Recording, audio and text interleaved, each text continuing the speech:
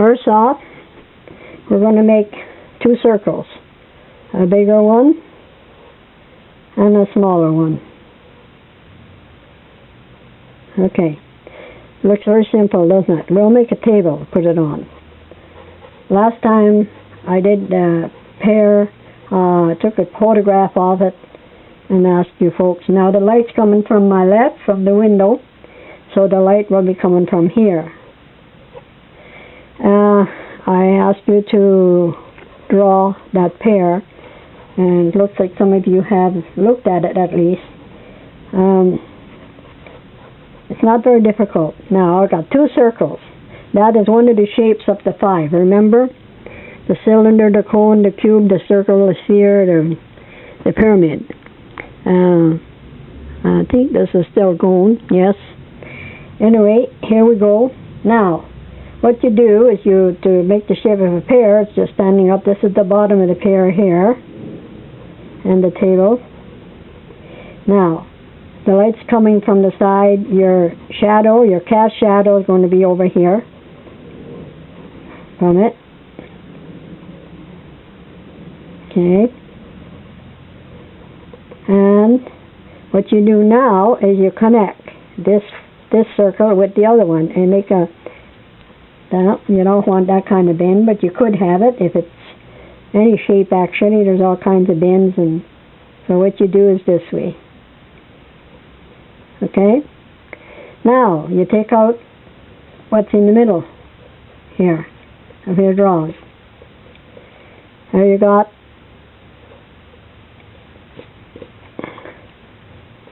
the shape of a pear.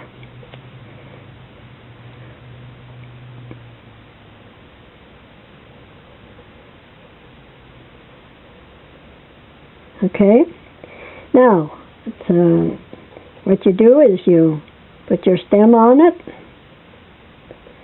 and since the light is coming from that direction, this will be lighter.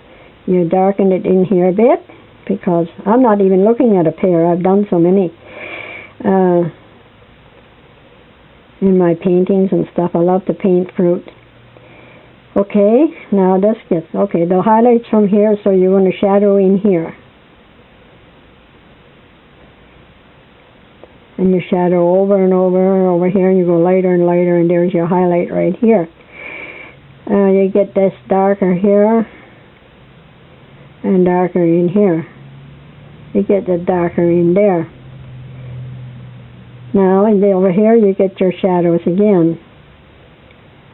And you try to merge that line in with the background by using value, which is what they call value here. In here, like this. You get lighter as you move over towards the light side, because the light is shining from here. You get a little bit darker down here. Okay? Now a little bit darker in here. Pardon me. There you have your pear. But you don't want to be too messy, so what you really are doing here, what I'm doing here is taking out some of the line so that it shows light that is coming from that side. And then the lines are not heavy. The line is heavier here. In here, and so is the shadow. It gets darker and darker. But there's another thing you should remember, that it's the table. If it's anything on the table, it's casting a little bit of a light back, reflecting light back up into the pear, So there's the bottom of the pear, and there's a reflected light right here. So here you have your pear. As simple as that, isn't it? Isn't that nice? And notice how I'm holding my pencil. It's a dark line pencil. And you're getting some reflected light in here. A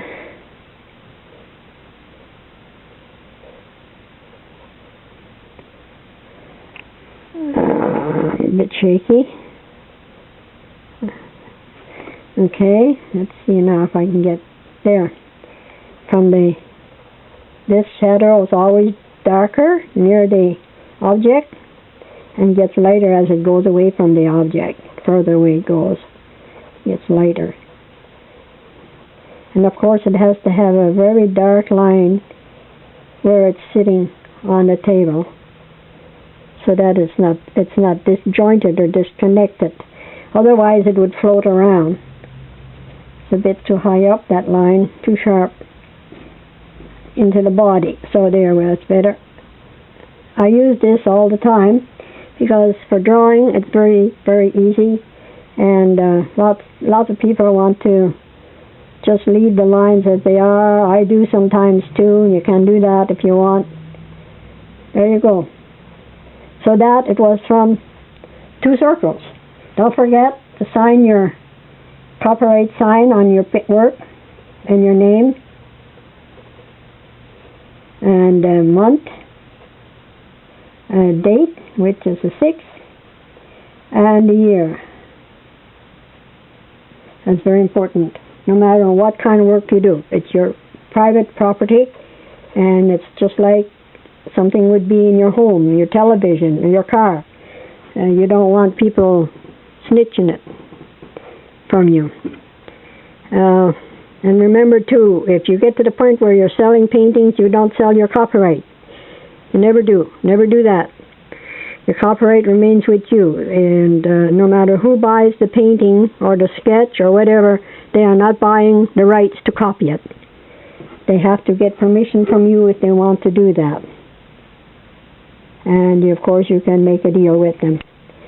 So try to do a pair, and it's as simple as that. Now remember, one time I couldn't even draw a straight line.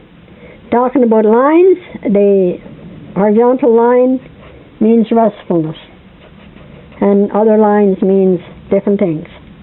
I deliberately did the pair like this, standing, so that it would be easier for you to see. If I was to put one here, one smaller one there in the back, then I would have a composition. Okay, here comes another airplane. Busy day today up there. Sorry about that. If you hear it, forgive it, please. Hope you will try this and have fun doing it.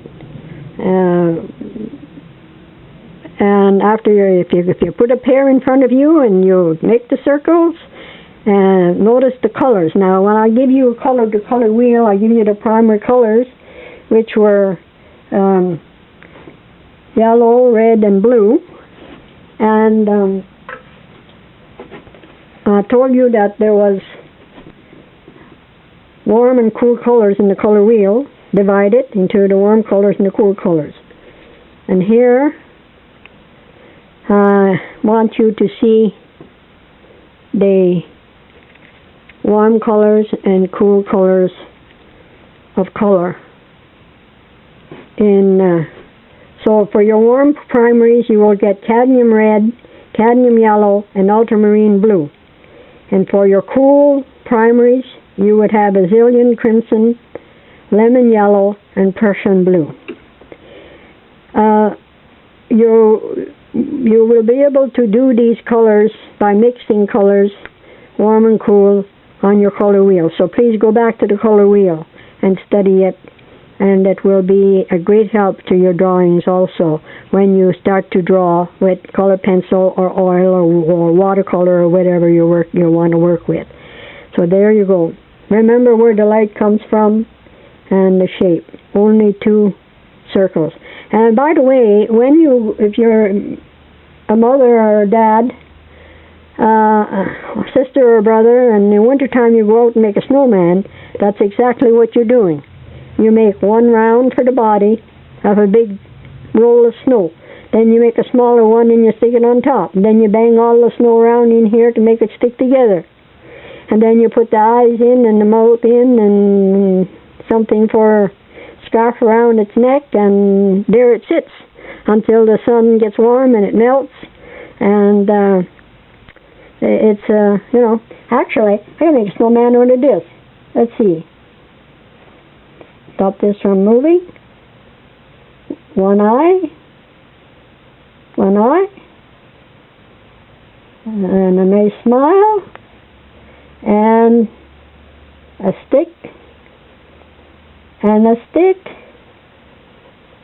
and let's see, he got a scarf around his neck, and it's hanging down. There you go. He got his hat.